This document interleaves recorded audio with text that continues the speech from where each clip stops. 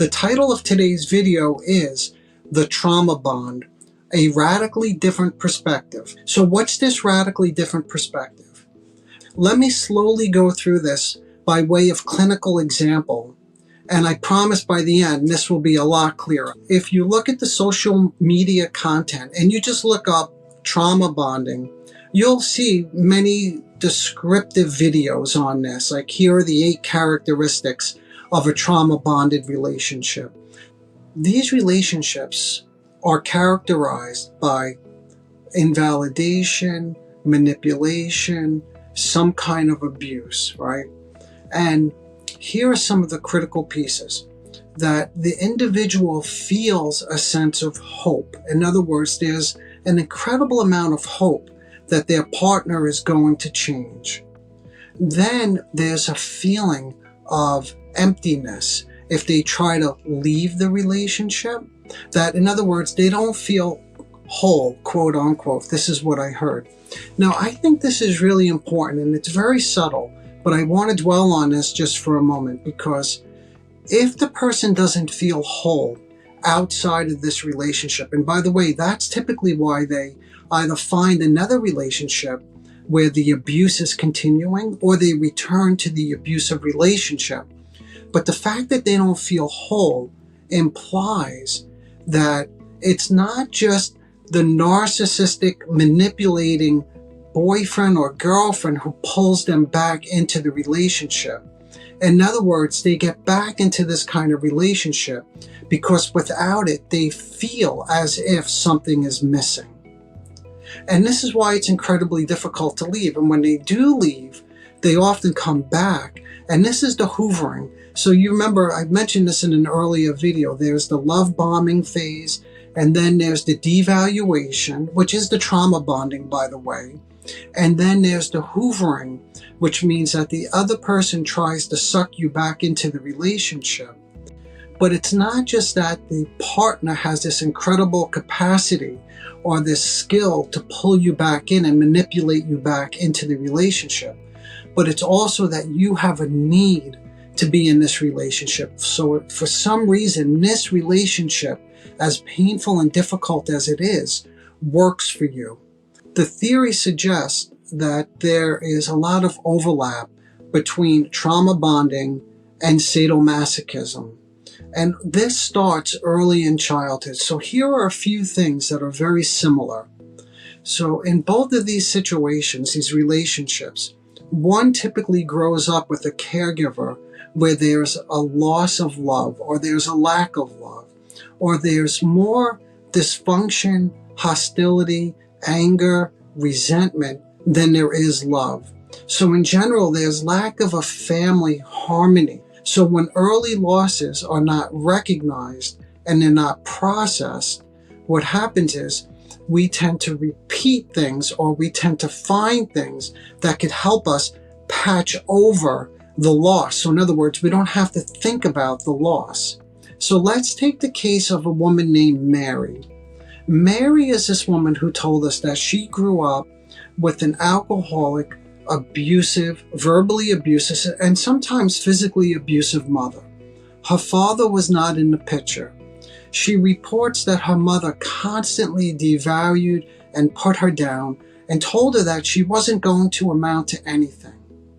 So now, when I begin to hear this kind of story, immediately I'm thinking alcoholism. And not all alcoholism is the same, but Mary does go on to tell us by the time she would return home from school, since her mother would typically start drinking at about noon, her mother was already intoxicated. Think about the early child, caregiver matrix. She doesn't grow up recognized by her mother. In other words, she doesn't have a mother who could really be there for her. We also know that there's neglect. There's going to be a neglect of her emotional needs, and she tells us there's abuse. So these are all the similarities between trauma bonding and sadomasochistic relationships. When we have this early, what we could call parental unrecognition, in other words, the parent doesn't recognize the child for who they are because the parent is intoxicated. and they're involved in their own sort of narcissistic world, what ends up happening is the child flees to a sadomasochistic relationship, a trauma-bonded relationship. Now, you may be saying, come on, you have to be kidding me, right? Or how could they possibly turn to this kind of relationship so early on? Well, here's an example. With a little bit deeper exploration into Mary's story, she reveals that from a very early age, that when her mother would devalue her or beat her, that she felt like she had her mother's exclusive attention. This is the beginning of a sadomasochistic relationship. In other words, she finally felt recognized when her mother was mistreating her. The sadomasochistic relationship patches over. This is what I meant by pathological mourning. It patches over a sense of a loss of the mother's love. Because when the mother's beating her, she gets the recognition, and this is, guess what? An act of love in the child's mind. In other words, she must really care about me. Look at how she pays so much attention. Look at how worked up she gets. Look at how she's here with me. Now, this gets a little bit more confusing because these children also experience a parent who is absent in their presence. And that's, I know that sounds conflictual, but the parent is there, but the parent is not there. The parent can be there, but be in an intoxicated state of mind and not really present. And again, this is something that Mary was describing with her mother.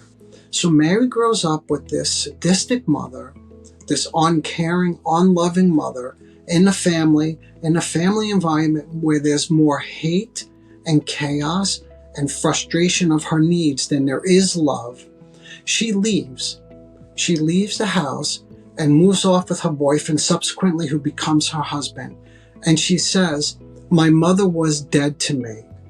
So she moves with this boy, with this husband, and he becomes verbally and physically abusive.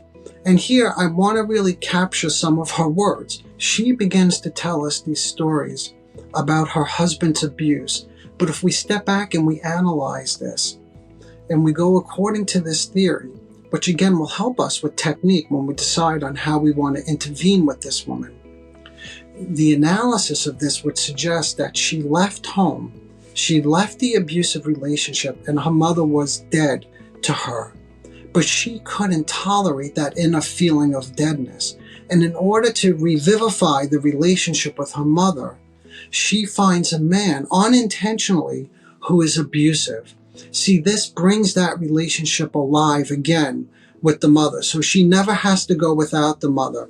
And by the way, I don't think it's any coincidence that she describes her husband, I don't even think she noticed this, as someone who is a taker, who will always get from other people what he thinks that he deserves. And again, no coincidence, but she also described her mother as using those same exact words, that her mother is a taker and always gets what she thinks what she deserves. In other words, she takes advantage of people. So in my mind, what this suggests is that her mother was dead to her. This is a loss. But Mary could not tolerate this loss. And in the mistreatment from her husband, it patches over and does not allow her to begin to separate and tolerate a very painful inner feeling now of a sense of deadness. So she brings all this alive in this very tumultuous, trauma-bonded relationship. And when this is all alive, she doesn't have to think about or experience any kind of loss. So in this case, just from this little example, if we know they're stratified, that they're living in two different worlds, which is what we call splitting, the main goal is initially at least to bring these worlds together, to help them live a more integrated life, where both love and hate can coexist. But in any matter, I can get into that in more detail in the next video. As always, if I said anything that confused you, I'm always open to getting emails, so please feel free to reach out. Okay, until next time, I'll see you then.